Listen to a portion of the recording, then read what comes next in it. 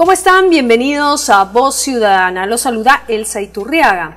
Hace unos días culminó la campaña nacional de pensión de alimentos, un derecho, una obligación. Esta fue organizada por una dependencia del Ministerio de Justicia. Para hablar sobre este importante tema que preocupa a muchas familias y a muchas mujeres, especialmente de nuestro país, hemos invitado al doctor Ernesto Lechuga Pino. Él es director general de Defensa Pública y Acceso a la Justicia, y a Liliana Bobadilla Bocanegra, conciliadora extrajudicial y coordinadora administradora de Arbitra Perú. A ambos le damos la más cordial bienvenida. Gracias por la invitación. Antes de entrar a este tema, a tratar el tema, vamos a ver una breve encuesta para saber qué tan informado está el público sobre este tema. Adelante. Tengo un familiar que sí hizo un juicio, ¿no? Y por ejemplo, cuando ya la expareja no trabajó, le dejó de pasar, ¿no? Y es más, cuando le salió la pensión, no se la dieron completa, porque le dijeron que le iban a dar una cantidad y le dieron solamente 2/3 de lo que, ¿no?, le iban a dar, ¿no? ¿No hizo valer su derecho? ¿Cómo?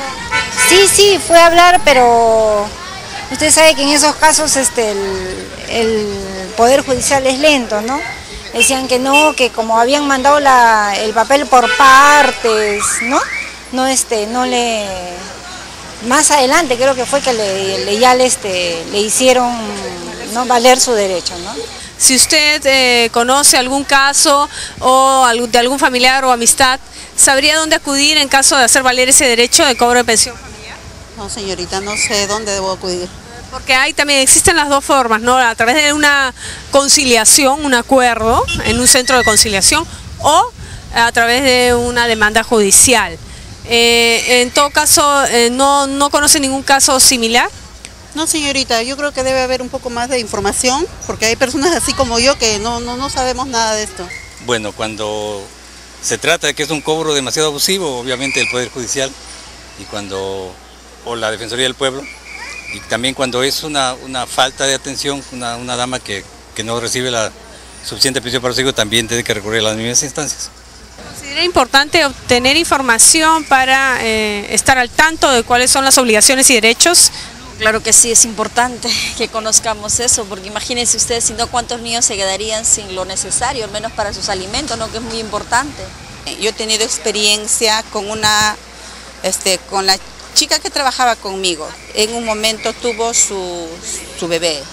El reclamo era que no le pase, que le pasaba creo 80 soles, ¿no? Y él al abogado le dijo que no podía dar más porque es 80 soles lo que podía dar para el bebé, 80 soles, que no. Y con esto estaba de acuerdo este señor abogado. Ella pidió por más, pero él salió ganando. Y le dijo que no, que solo eso gana y ¿qué vas a hacer, no? Hay varios casos donde los padres, después de estar con la esposa, la dejan a la esposa, dejan a la familia y no se preocupan de mantenerlo, de darle la pensión que ellos requieren. Ponen pretextos de 1000 cosas y dejan desamparados a los hijos, y eso está mal, ¿no? Esto es negativo. Yo creo que debe haber una conciencia en la sociedad y sobre todo del Ministerio de la Mujer para que, como se podría decir, ¿no?, se contravenga eso y se luche para que esos padres inescrupulosos puedan dar la pensión a sus hijos como debe ser, ¿no?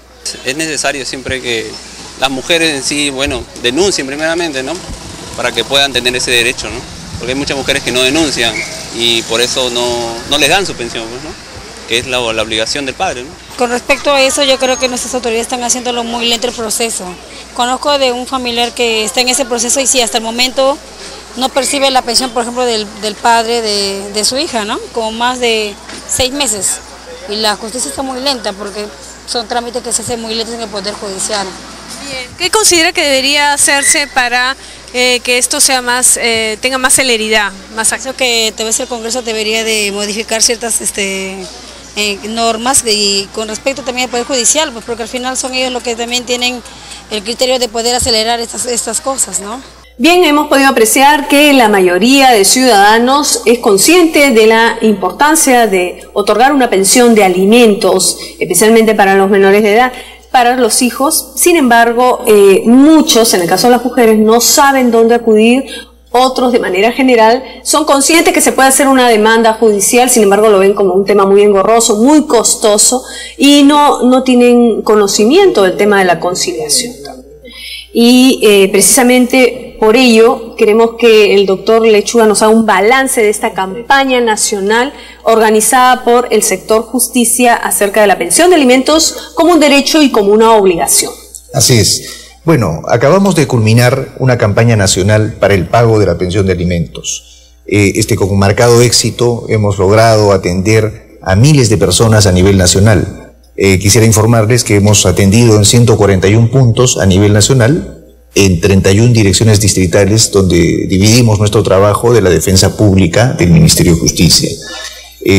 La preocupación principal que nos movió para hacer esta campaña es el alto índice de procesos de alimentos que se presenta a nivel nacional. Son la mayor cantidad de casos que se ven a nivel judicial, ¿o no? Así es. Digamos, conjuntamente con los problemas de violencia familiar, los alimentos son el tema principal que es materia de conocimiento de los jueces en todo el país. ¿De qué cantidad de cifras estamos hablando? Nosotros tenemos un estimado de que a nivel nacional se demandan unos 100.000 casos de alimentos al año, de los cuales la defensa pública se ocupa de 15.000 casos de personas de escasos recursos que no tienen posibilidades de acceder a un abogado privado, ¿no? En ese caso el Estado les brinda un abogado, un defensor público. Bien, ¿dónde es que deben de acudir las personas que se encuentran en esta situación, ¿no?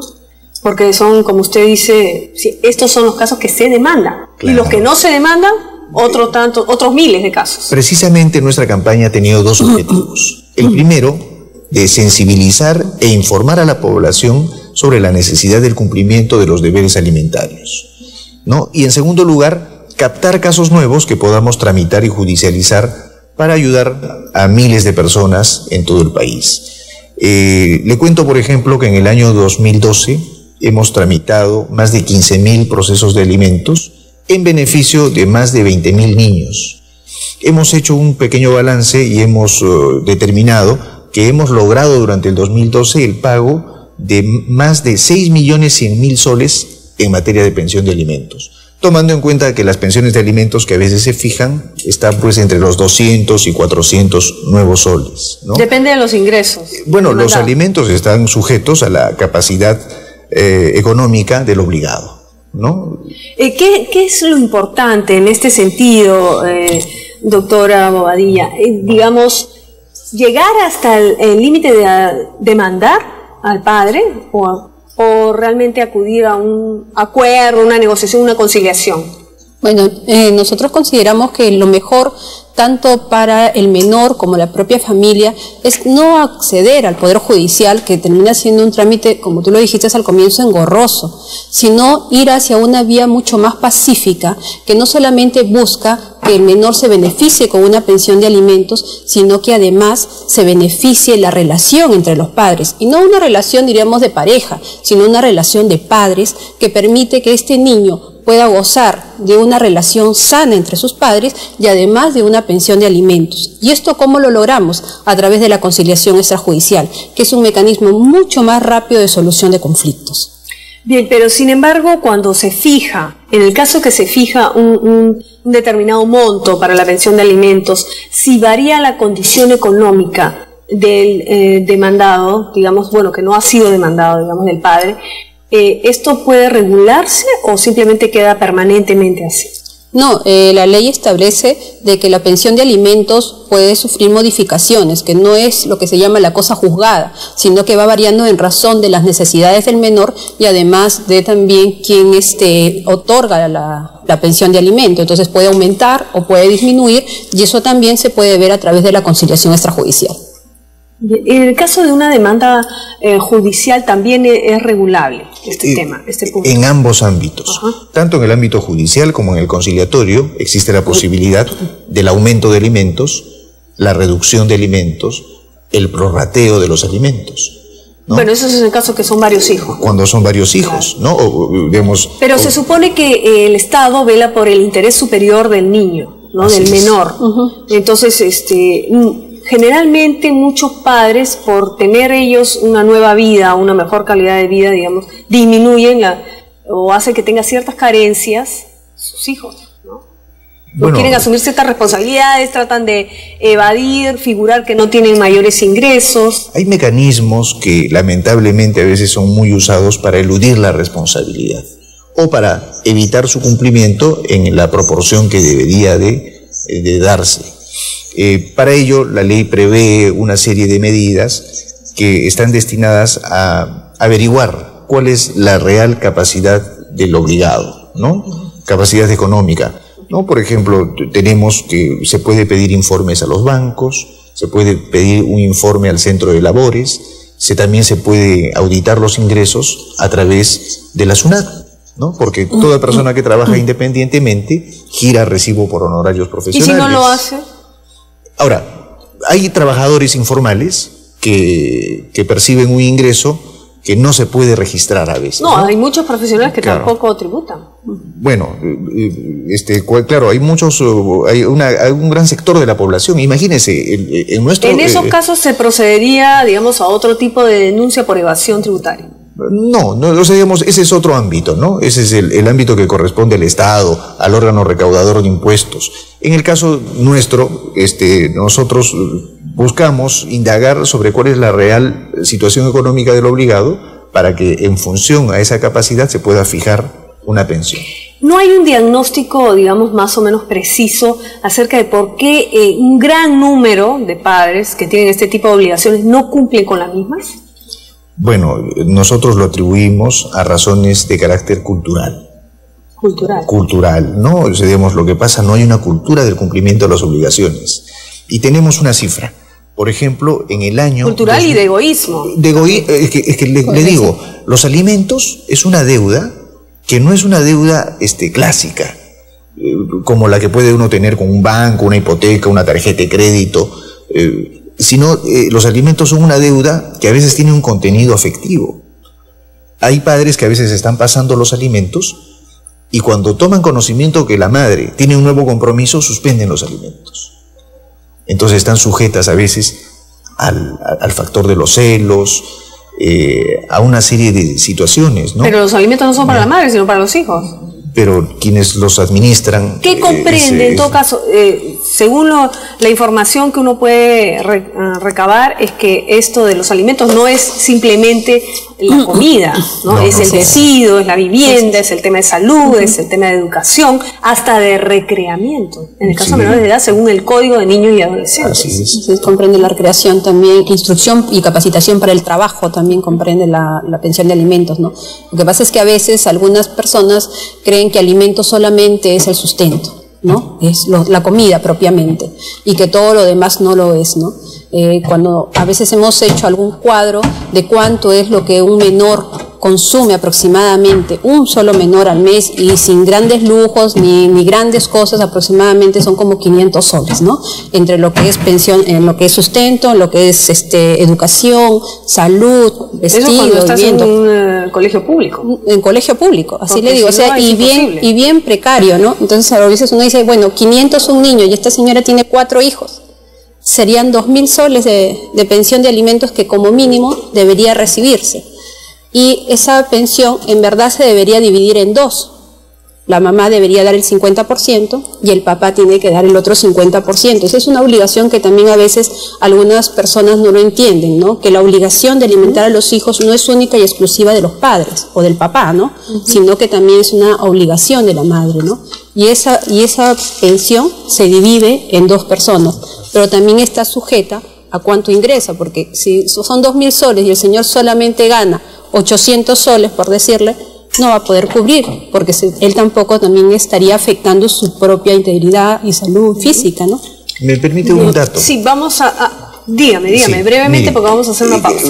En la misma línea del comentario de la doctora Bobadilla, la ley prevé que el máximo embargable por alimentos es del 60% de las remuneraciones. Por otro tipo de obligaciones, el máximo embargable es el 50%, ¿no? Además, existe la posibilidad de que la persona pueda pasar los alimentos también en otra forma, ya sea pagando directamente los gastos de los menores, o cuando hay dudas de repente del buen uso de los dineros que se entregan, puede solicitarse de manera comprobada la variación de los alimentos para que se pase en especies, ¿no? Porque hay muchos padres que tienen la desconfianza, ¿no?, de que no se le da buen uso al dinero que a veces aportan por la pensión de alimentos. Bien, vamos a hacer una breve pausa y retornamos con más aquí en Voz Ciudadana acerca de la pensión de alimentos como un derecho y una obligación, un tema que interesa a muchas mujeres en nuestro país. Ya regresamos.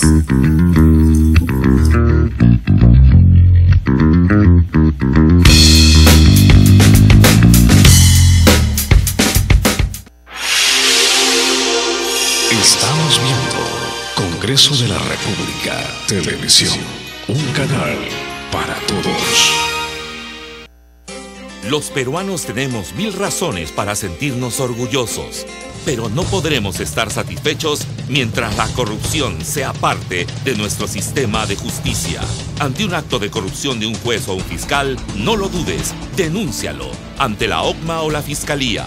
Si no luchas contra la corrupción, acabarás formando parte de ella. El Congreso de la República presenta el Festival de Música Latinoamericana y Concierto de Música Venezolana, valses, danzas, joropos, música llanera y mucho más, en un homenaje a Luis Guillermo Pérez, uno de los más importantes compositores latinoamericanos a cargo de la Orquesta Nacional de Guitarras del Perú. El próximo miércoles 20 de febrero a las 7:30 de la noche en el auditorio Los Incas del Museo de la Nación. La entrada es gratuita y todos son bienvenidos. Auspician el Ministerio de Cultura, la Embajada de Venezuela y el Congreso de la República. Congreso de la República, con tolerancia, consenso y decisión, trabajando para todos.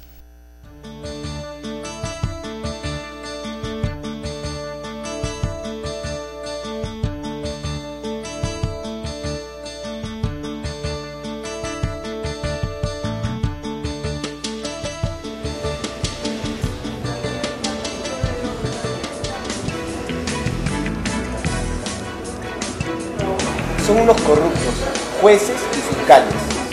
Qué mal, para eso han estudiado Derecho. ¿Y ustedes van a quedarse toda la vida criticando o van a hacer algo para mejorar su país? Escuchen, la corrupción no es general. Hay más jueces y fiscales honestos que corruptos. ¿De veras te lo crees? Sí, y yo quiero luchar por la honestidad y contra la corrupción. Por eso he estudiado Derecho todos estos años. Quiero servir a mi país, ser parte del progreso, y esta me parece la opción perfecta. Voy a ser una magistrada, y una magistrada honesta. No, gracias. Yo quiero ganar mucho dinero, tener un buen carro, viajar en vacaciones, tener una buena vida. Oye, creo que ella tiene razón. Primero, los jueces y fiscales están en algo, ganan más que muchos abogados. Además, tener un mejor país es mucho más que tener un buen carro o ganar mucho dinero. Claro, en un país con verdadera justicia, todos tendremos más oportunidades.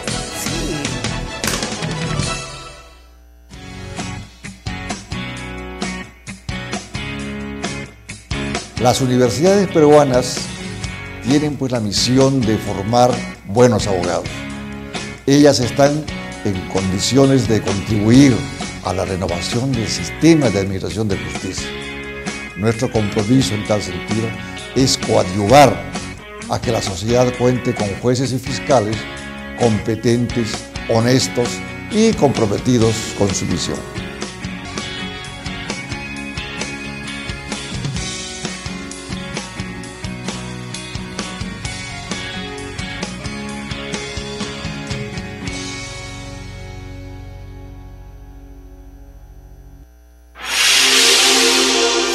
Estamos viendo Congreso de la República Televisión, un canal para todos.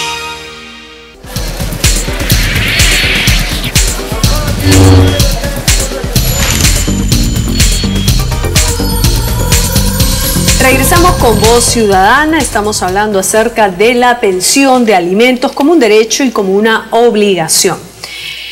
Decíamos entonces, doctor, de la importancia de esta campaña que ha promovido el Ministerio de Justicia, un poco para poner al tanto a la población de a dónde acudir y captar obviamente más casos. Sin embargo, con la doctora Bobadilla también estamos viendo la importancia del tema de la conciliación para evitar, digamos, un proceso un poco más largo y algo engorroso como es la demanda judicial. ¿Cuáles son los casos más difíciles para el cobro de la pensión alimentos, de alimentos, digamos? ¿Usted? Mire, nosotros tenemos oficinas en todo el Perú y nuestras experiencias más dificultosas... ¿Pero dónde funcionan? Nosotros somos una institución espejo del Poder Judicial. Donde hay un juez, hay un defensor público, por mandato de la ley. ¿Ya? Entonces, así como la organización judicial está dividida en 31 distritos judiciales, nosotros también tenemos 31 direcciones distritales de la defensa pública. Y estamos en los mismos lugares donde existe una corte superior. O sea, la gente debería de preguntar por la defensoría pública. La defensa pública. La defensa pública. Sí, es nuestro servicio que brindamos de manera permanente y sostenida, ¿no? Y que el servicio que está a cargo del Ministerio de Justicia. Ahora, los casos más complejos se nos han presentado en el mundo rural, en los trabajadores del campo. Imagínense, cuando es demandado por alimentos un campesino, un agricultor... Pero son los casos menores, digamos. No, se dan en la misma proporción que en las ciudades. Ahora, claro, ahí no puede fijar mucho el tema de los ingresos, tendría que ser en especies. ¿Qué es lo que pasa? Un campesino gana por cosechas, ¿ya?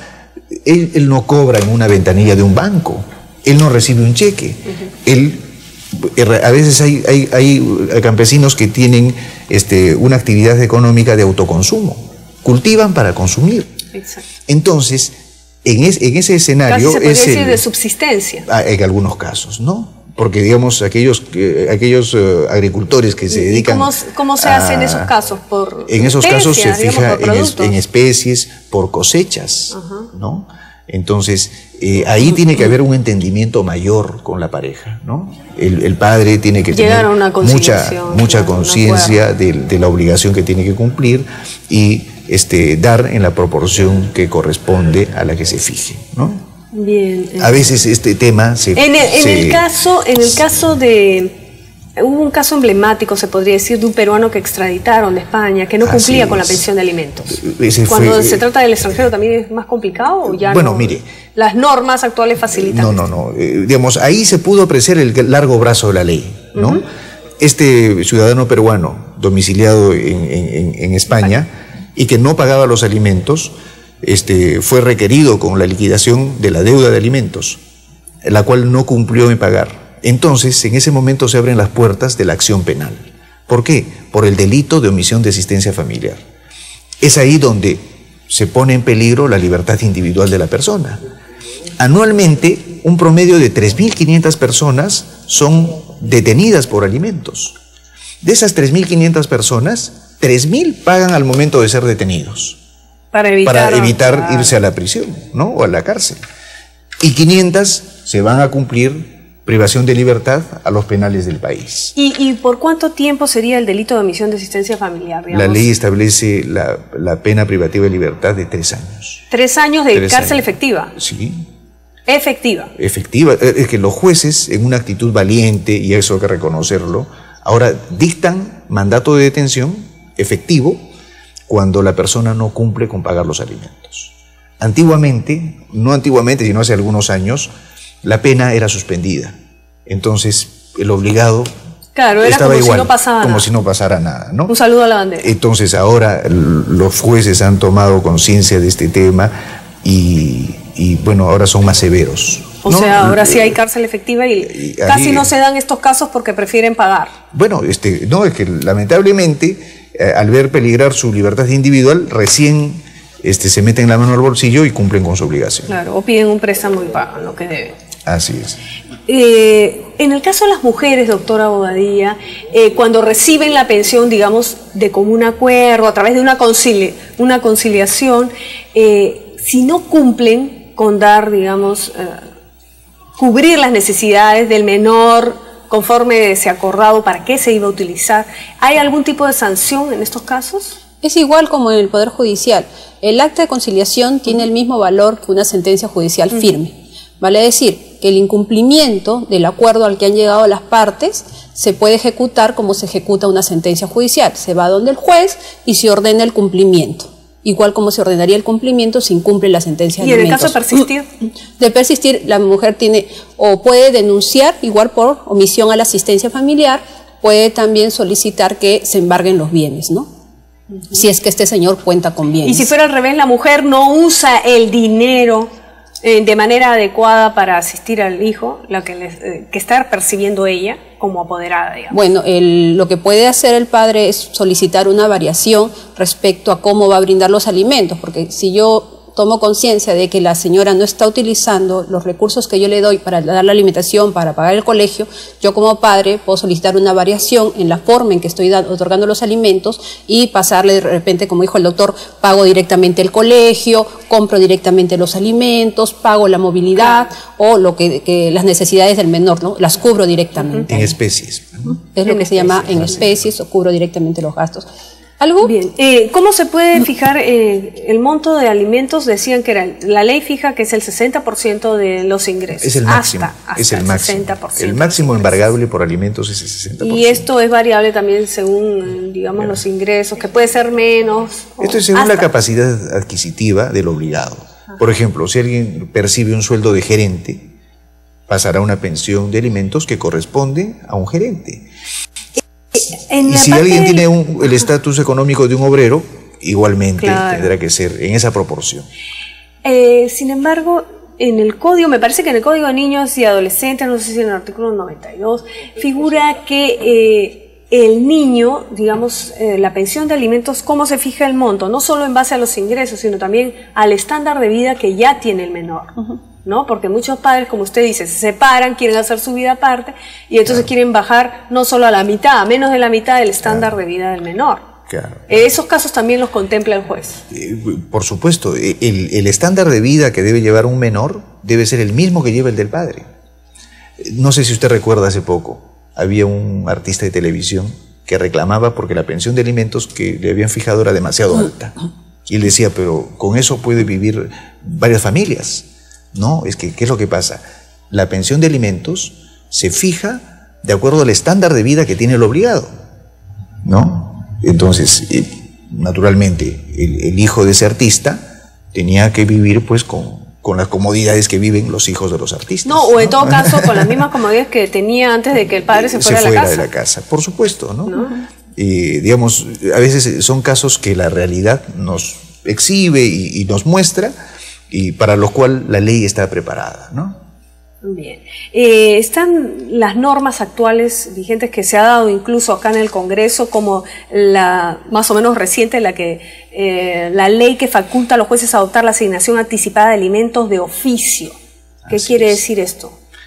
Eso que quiere en un decir, proceso, digamos, antes de que se fije el proceso. Una vez presentada la demanda. Mientras tanto, ¿de qué vive el menor? Una vez presentada la demanda, el juez, de oficio o a pedido de parte, puede fijar una asignación provisional. ¿Por qué?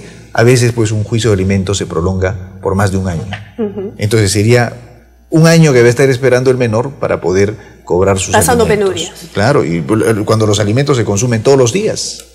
Entonces, una vez presentada la demanda, el juez ya puede ordenar que se fije una asignación provisional, ¿no? Con cargo a que en la sentencia se fije la definitiva. Bien, o sea que, doctor, ¿usted considera que en los casos de omisión es un tema cultural o de educación?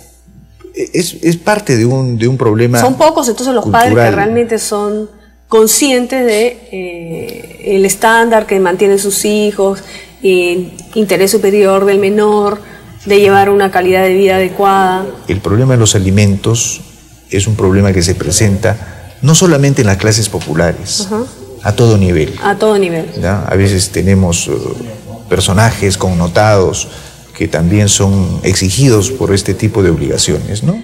Es menos costoso una conciliación que un juicio, definitivamente. Definitivamente. Es menos tiempo. Claro, como es casi inmediato. Ha dicho el doctor, tanto es el tiempo que puede tomar un juicio de alimentos que se necesita establecer una asignación anticipada.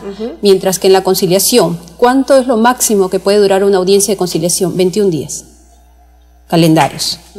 ¿Cuánto es lo mínimo? 9 días. O sea, en 9 días las partes pueden acordar cuál es el monto de la pensión de alimentos. ¿Y si no están de acuerdo o una de las dos partes no asiste a la conciliación? Cabe la posibilidad de convocar a una segunda sesión, si no asisten a la primera, a una segunda sesión. Si en esta segunda sesión si ya no asiste una de las partes, se levantará un acta, bueno, por falta de acuerdo, por inasistencia a una de las partes, dependiendo de lo que sea, y bueno, tendrán la vía judicial, ¿no? Pero, sin embargo, nosotros hemos notado a lo largo de estos años, por ejemplo, en el año 2012, se han conciliado 10.000 casos en materia de alimentos. O sea, son 10.000 casos que no han ido al Poder Judicial y que las partes han logrado resolver sus conflictos de manera directa, ¿no? Y que además eso ha permitido que el aparato judicial no se movilice, ¿no? Porque al mover un juicio se mueve todo el Estado, ¿no? Y eso gasta, y es una descarga también para el Poder Judicial el haber logrado que mediante la conciliación las partes lleguen, pues, 10.000 personas a un acuerdo conciliatorio y el beneficio de los menores, ¿no? O sea, en el caso que no llegue a un acuerdo, de todas maneras es la vía judicial. Tendrán que ir a la vía judicial, de todas maneras, ¿no? Ahora, permítame un comentario adicional. Lo que la doctora ha mencionado son los costos reales, ¿no? El costo de litigar durante un año, estar yendo a los juzgados a ver los trámites. La conciliación contribuye a descargar enormemente en ese sentido. Pero hay otros costos. El costo afectivo, el costo psicológico. Le explico. Cuando dos personas se enfrentan en un juicio, es muy difícil que después del juicio, con la sentencia, puedan volver a construir su relación de amistad o de cercanía. Lo más probable es que se distancien para toda la vida. Pero cuando dos personas salen de una conciliación, lo más probable es que puedan generar a partir de ese momento una nueva relación, una amistad. Lo claro, cual como es se dice, mucho, llevar la fiesta en paz. Lo cual es ideal, en beneficio del menor. Claro, lo cual en los casos de familia es indispensable. Porque el vínculo estará vigente por toda la vida. Claro. ¿No? O sea, como debería ser, ¿no? Claro, ellos van a seguir siendo padres hasta que ese niño crezca, sea adulto y hasta que ellos fallezcan o fallezca el hijo, ¿no? Y esa unión de padres lo van a seguir claro, es un uniéndose, lazo que no se rompe. Que no se rompe. Entonces es importante que ellos tengan una buena relación como padres, ¿no? En beneficio del propio menor. Bien, y en el caso de la patria potestad, ¿no se pierde en ningún caso? No. Generalmente cuando son niños, digamos, menores de 7 años, siempre están con la madre. Bueno, existen reglas claras en la legislación vigente sobre con quién debe de permanecer el menor, ¿no? En este caso, digamos, cuando son niños menores de 6 años, tienen que estar con la mamá. Después de los 6 años se le puede preguntar al niño con cuál de los padres desea permanecer. Bien, en todo caso, ¿qué otro tipo de campañas? Ustedes, no es la primera vez que realizan este tipo de campañas. No, nosotros hacemos campañas en diversas materias. Por ejemplo, el año pasado hemos realizado campañas al interior de los penales de todo el país, porque tenemos toda una línea de trabajo de asistencia al privado de libertad, ¿no? Este año estamos poniéndole más énfasis a los temas sociales. Hemos empezado el año con los temas de pensión de alimentos, que es un tema de gran preocupación y de enorme impacto social, ¿no? Entonces, y en relación, nuestro país en relación a otros, digamos, de Latinoamérica, la mayor cantidad de demandas es acá en Perú, digamos, bueno, el tema de pensión de alimentos. ¿Qué es lo que pasa? Esto se da por un problema, que es la falta de responsabilidad paterna, ¿no? Hay muchos casos en los cuales hay pues a veces pues a veces también las relaciones informales entre las personas, ¿no? ¿No? Digamos, las relaciones ocasionales en las cuales se procrea familia y se generan estos vínculos que son incumplidos. En esos casos los niños siempre tienen los mismos derechos, sea del matrimonio o fuera del matrimonio. Todos los niños son iguales. Ya no existen los hijos legítimos o ilegítimos, claro, como existía en la legislación pasada, ¿no? Todos los hijos tienen los mismos derechos. La única diferencia sería los hijos reconocidos y no reconocidos. Pero igualmente el no reconocido también tiene derecho a los alimentos. ADN se puede determinar, ¿no? Claro, eso es a través de un caso de filiación, ¿no? Pero si el niño es no reconocido, tiene derecho como hijo alimentista, ¿no? La diferencia es que el alimentista solamente percibe los alimentos hasta los 18 años y no tendría derechos hereditarios, que es la única diferencia con el hijo reconocido. Pero son casos excepcionales. Son casos que tienen que resolverse. Ahora con la prueba de ADN, ya estos casos ya casi no existen. No existen, pues así es. No, digamos, esto era hasta antes de la prueba de ADN, ¿no? ¿Cómo hacer que la gente acuda a una conciliación? Que es más beneficioso en todo caso, ¿no? Llegar a un acuerdo. Bueno, haciendo este tipo de campañas, ¿no? Porque en la campaña también estamos los centros de conciliación, también hemos asistido a la campaña de la defensa pública y ahí también se les está informando. En verdad, lo que se necesita para asistir a una audiencia de conciliación, una madre de familia o un padre de familia, que también puede ocurrir, es solamente la partida de nacimiento y su DNI.